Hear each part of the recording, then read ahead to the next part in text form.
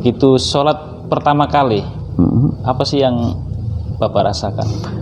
Pertama kali memang setelah kita masuk Islam itu saya antusias sekali.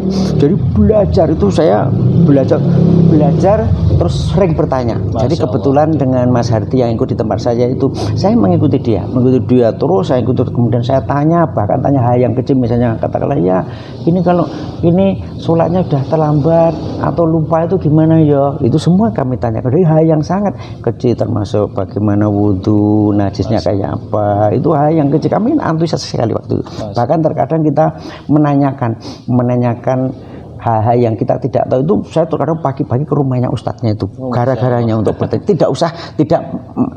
atau nggak sabar untuk menunggu nanti waktu pengajian sekali itu, kami gitu. Jadi antusias sekali. Masya Allah, ya. Alhamdulillah ya.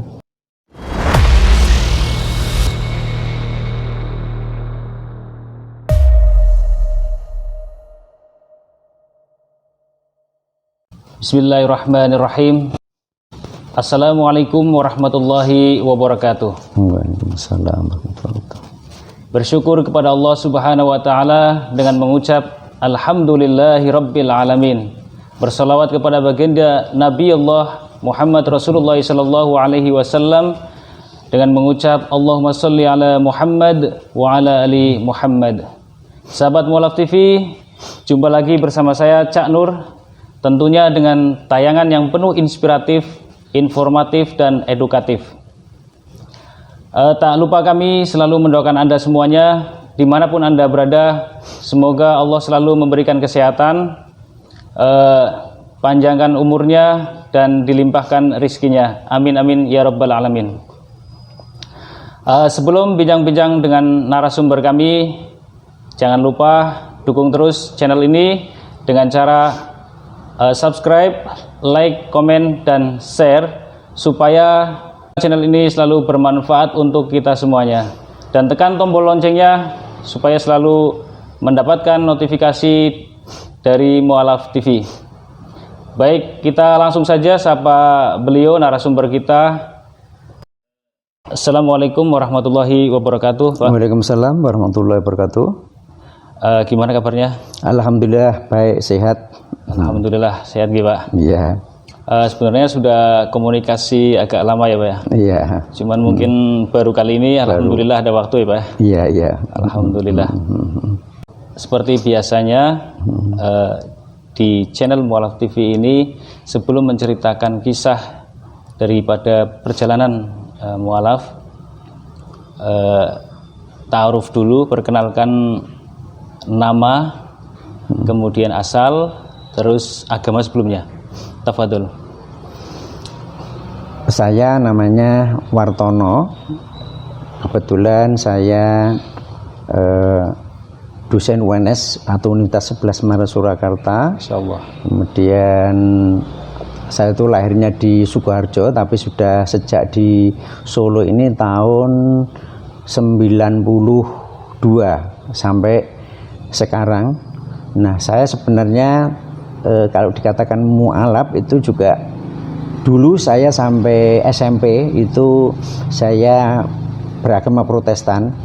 Beragama itu kami memang tidak kami sadari bahwa itu agama, tapi karena lingkungan di tempat saya itu mereka tuh ngomongnya bukan ke gereja, tapi ngomongnya adalah yuk kita belajar untuk dalang, belajar untuk karawitan, belajar untuk nari. Masyarakat diajak seperti itu. Nah, kemudian minggu itu mereka juga gitu ngajak untuk latihan, ngomongnya bukan ke gereja, tapi kita sekolah minggu diajari nyanyi-nyanyi umum dulu, kemudian dimasukkan nyanyi-nyanyi yang untuk agama non Muslim tersebut, Protestan tersebut.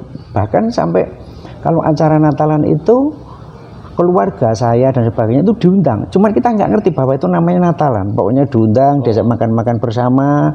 Akhirnya kita ya terbiasa di situ. Bahkan sana ada namanya perayaan untuk di desa itu namanya Nyah Gambir. Nyah Gambir itu ngadakan besar-besaran itu, besar-besaran, ada ketoprak, ada wayangan. Itu yang diundang tidak aja masyarakat, itu masyarakat semua diundang. Jadi ada tetangga-tetangga desa, tetangga-tetangga kelurahan, itu banyak ramai sekali. Itu tiap tangga tertentu. Itu juga gitu, umum, tapi dimasuki ternyata orang-orangnya semua orang-orang gereja. Nah, jadi bermula dari itu saya sendiri baru tahu, oh ternyata ini agama. Maka dari itu kami kemudian SMA kelas 1 itu ketemu dengan orang yang di situ dulu bekerja di tempat bapak saya itu dulu badik ya, badik. Kemudian di situ saya ngerti kok dia itu kepribadiannya bagus, orangnya baik itu. Terus kemudian dia kok aktivitasnya kok ada sholat, kok ada ini. Kemudian saya tanya, akhirnya kami tertarik. Jadi kami tertarik itu bukan dari tadinya, bukan dari oh ini agama atau enggak, tapi lihat perilaku orang yang bersangkutan. Jadi saya kira ini pelajaran penting bahwa kalau kita itu ingin mengarahkan dengan berdakwah itu, saya kira dakwah yang termanjur adalah dengan akhlak, dengan akhlak beriman. Nah, maka dari itu sejak itu saya kemudian SMA itu saya malah mengundang beberapa orang untuk mengaji bersama, kemudian mendalami agama, sampai bapak saya, ibu saya, semua itu kita ngundang tangga-tangga, akhirnya kita berkembang. Nah, sampai sekarang alhamdulillah. Dulu itu waktu saya kecil itu nggak ada masjid, yang ada malah gereja. Terus saya agak besar itu gerejanya 2. Nah, sekarang itu hampir tiap RT ada masjid. Tadi alhamdulillah itu latar belakang dari saya, sehingga sebenarnya saya itu ya mualaf ya sudah dulu banget gitu. Jadi iya. Kemudian kami memang ya bersama-sama ingin untuk berbagi bagaimana bisa mengarahkan, bagaimana bisa membimbing orang-orang yang masuk Islam, sehingga mereka, karena kami melihat itu bahwa banyak setelah bersaksi melakukan persyahadatan untuk masuk agama Islam itu sering mereka terus hilang nggak tahu apakah mereka itu balik kembali ataukah hanya syahadat kemudian kembali. Maka itu yang perlu kami perhatikan, sehingga kami membentuk dengan bersama-sama adanya mu'alaf pesantren di Solo Raya ini. Itu. Berarti jenengan posisinya sebagai pembina gitu? Iya, sekarang saya sebagai pembina mu'alaf pesantren Solo Raya ini. Iya. Ngapunten, keluarga itu bapak ibu agamanya apa sebenarnya?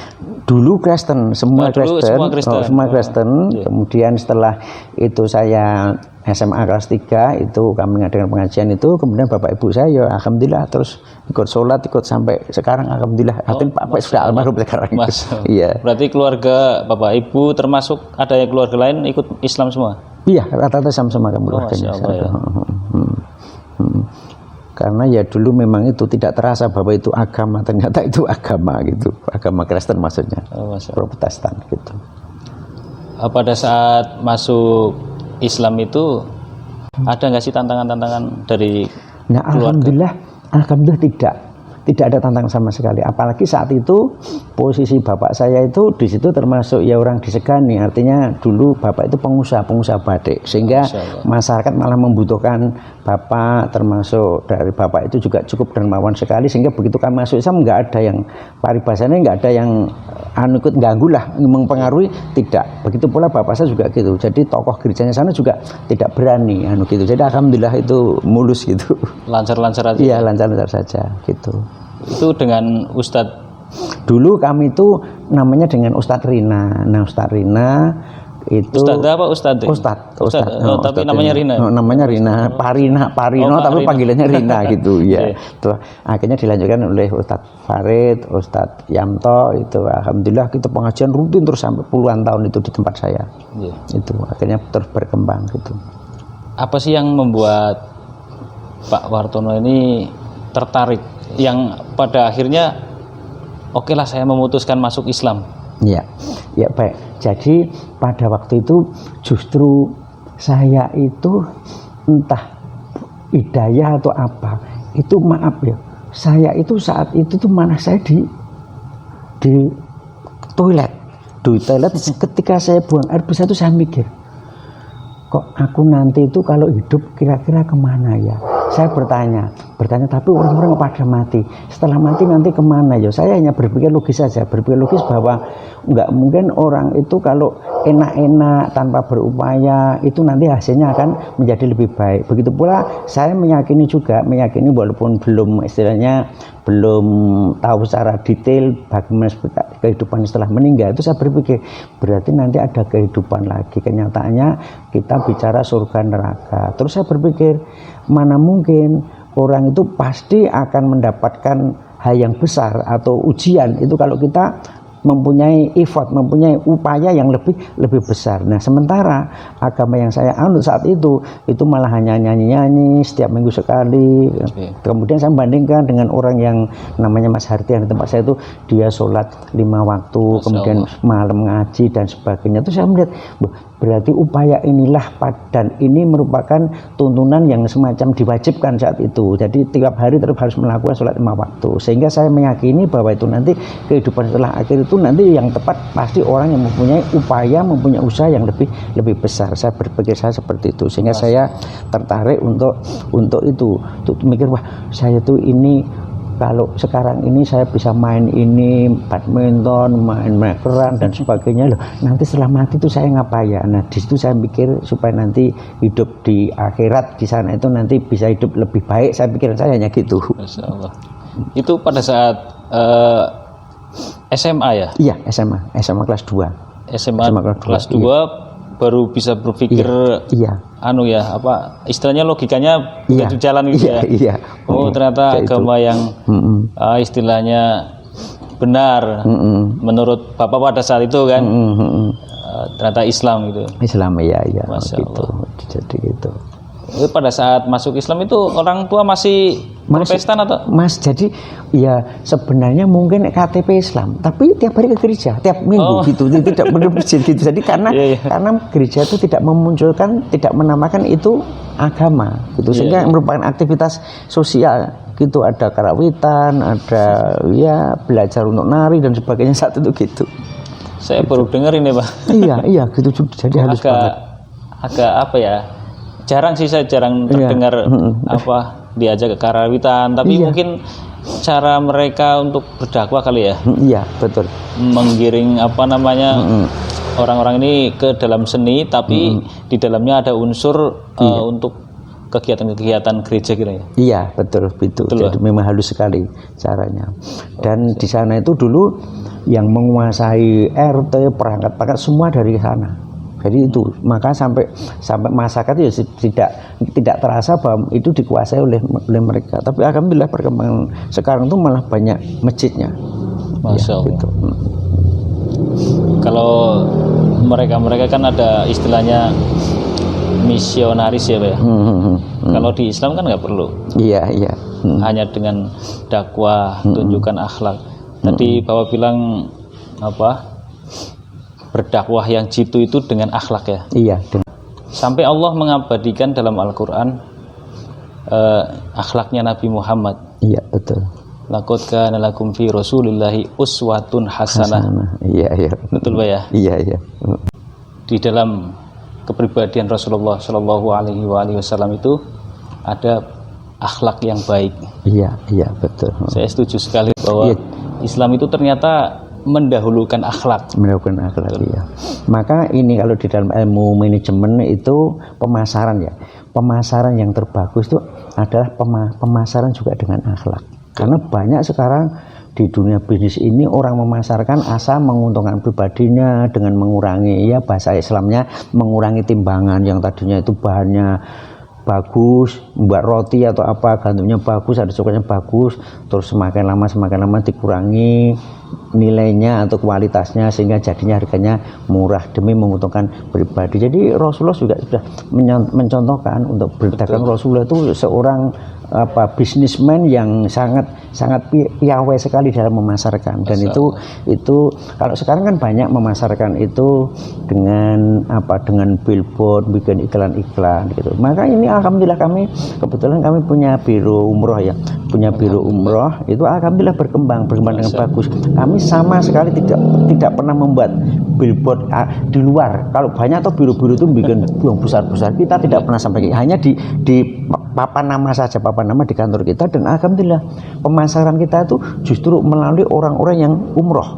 Dengan orang umroh dia mengajak teman-temannya, karena kita pelayanan yang kita utamakan. Jadi itu antara lain bahwa ternyata pemasaran itu yaitu tidak mengatakan wah ini biro saya murah bagus banget, tidak, tapi kita melihat dari karakter itu, dari akhlak orang yang umroh itu nanti seperti apa dia, dari mulut ke mulut, kemudian ngajak temannya, ngajak saudaranya. Alhamdulillah kita tidak pernah ada itu, tapi alhamdulillah biro kita tergolong biro terpercaya. Artinya biro umroh kita itu yang tidak pernah tidak memberangkatkan, tidak pernah. Jadi selalu memberangkatkan. Kemudian kalau misalnya katakanlah ingin kembali, ingin dalam arti tidak menunjukkan, kita kembalikan full uangnya. Itu amanah Bang. Iya insya Allah itu. Semoga biro apa namanya Pak? Harisma Haromah sukses selalu. Amin. Dan amanah. Amin ya. Pada saat begitu syahadat, otomatis kan pada saat itu ada kewajiban untuk melaksanakan sholat gitu ya. Iya. Begitu sholat pertama kali, apa sih yang Bapak rasakan? Pertama kali memang setelah kita masuk Islam itu saya antusias sekali. Jadi belajar itu saya belajar terus sering bertanya. Jadi kebetulan dengan Mas Hardi yang ikut di tempat saya itu, saya mengikuti dia terus saya ikut, kemudian saya tanya, bahkan tanya hal yang kecil, misalnya katakanlah ya ini kalau ini sholatnya sudah terlambat atau lupa itu gimana ya, itu semua kami tanyakan dari hal yang sangat kecil, termasuk bagaimana wudhu, najisnya kayak apa, itu hal yang kecil. Kami antusias sekali waktu itu. Bahkan terkadang kita menanyakan hal-hal yang kita tidak tahu itu. Saya terkadang pagi-pagi ke rumahnya ustadznya itu, gara-garanya untuk bertanya, nggak sabar untuk menunggu nanti waktu pengajian sekali itu, kami gitu. Jadi antusias sekali. Alhamdulillah ya. Dan juga gitu alhamdulillah bapak ibu saya masuk Islam pun juga gitu. Masuk Islam itu ya melihat saya, artinya melihat saya, kebetulan saya duluan, saya terus mbak saya, terus ibu saya, itu juga gitu. Saya dengan bapak saya itu ya berupaya bagaimana supaya bapak seneng, saya membantu apa yang bisa saya lakukan dengan orang tua dan sebagainya. Alhamdulillah kalau saya dengan setelah menjadi Islam itu menjadi lebih bagus, ya mereka melihat seperti itu, akhirnya masuk Islam juga. Itu orang tua masuk Islam pada saat saya umur berapa? Saya ya SMA itu berarti umur berapa ya, sekitar 16-an tahun lah. 16 tahun itu. SMA itu tadi? Iya SMA itu. Kemudian alhamdulillah ibu saya itu lebih ketat, lebih tekun. Jadi ibu saya itu ya? Agamanya bagus sekali ibu saya. Jadi tidak pernah melupakan duha, tahajud, itu rutin, ibu itu rutin, berpuasa Senin Kamis rutin. Bapak saya juga itulah, jadi sangat taat sekali dalam menjalankan agama itu. Masya Allah. Dua-duanya? Iya, dua-duanya sekarang tapi sudah almarhum semua. Juga di sini. Jadi di rumah saya itu dulu itu ada 4. Orang tua saya 2, mertua saya 2. Jadi yang kumpul di situ. Masya Allah. Jadi 3-3 itu meninggal di sini. Nah, ini hanya sekarang ini mertua saya itu sudah tidak di sini. Kenapa? Karena sini sepi. Dulu orang banyak, kemudian apalagi sekarang istri saya kan udah almarhum, otomatis ya mungkin nggak enak ya ibu mau ikut istilahnya anak mantu nih. Walaupun kami sebenarnya tidak ada rasa apa-apa, tapi mungkin lebih nyaman kalau ikut anaknya sendiri yang sama-sama putri. Saya mungkin kan kurang bisa merawat kalau putri gitu. Saya dengar sih ceritanya Bu Erni ya? Iya Bu Erni, iya. Ketua Mualaf Center Solo. Mualaf Center Solo. Jadi Bu Erni itu memang salah satu pemrakarsa untuk Mualaf di Solo Raya ini, termasuk Bu Erni. Jadi termasuk Bu Erni membuat pondok pesantren di Sukarjo yang sampai sekarang itu juga Bu Erni. Jadi terus terang Bu Erni itu sekali lah dari sisi aktivitas untuk dakwah, untuk pengembangan itu justru Bu Erni itu memang saya melihat sangat luar biasa. Masya Allah. Semoga beliau husnul khotimah, dilapangkan amin, ya, kuburnya. Masya Allah ya. Terus sekarang kegiatannya apa Pak? Saya itu kegiatannya alhamdulillah, maka dari itu saya menikah lagi itu bukan karena ya dari sisi syahwati, tidak, tapi dari sisi tanggung jawab. Jadi saya itu aktivitas sehari-hari saya kan di dosen UNS sama kantor akuntan publik, kemudian kita tetap meneruskan biro umroh yang dulu direkturnya juga Bu Erni, biro umroh. Kemudian kita ada pondok pesantren juga di Sukarjo, Mahat Ali, itu juga yang merintis Bu Erni, itu otomatis yang menunjukkan saya. Jadi karena beban di kantor akuntan, kemudian juga mengajar, biro umroh harus jalan, biro umroh jalannya itu bukan karena masalah bisnis, bukan Mas, tapi ini kan merupakan amanah dari jamaah. Jamaah sudah menitipkan uang banyak, jumlahnya mungkin ratusan orang itu sudah titip, otomatis itu harus kita tunaikan. Jangan sampai mereka itu tidak berangkat itu. Maka dari itu kami ya betul-betul kami upayakan biro umroh itu berlangsung, bahkan harus maju. Apalagi sekarang yang mengelola adalah anak saya Mas Rizka yang lebih muda, dan senangnya Mas Rizka itu tidak mengatakan aku belum siap, tapi langsung dijalankan. Itu sisi positif. Alhamdulillah ya, ini mau pemberangkatan nanti bulan Februari pertama ini kita mau memberangkatkan yang umroh itu. Sehingga saya menikah itu tujuan saya memang untuk ya berbagi beban untuk supaya nanti semuanya berjalan dengan lancar. Masya Allah. Begitu Mas.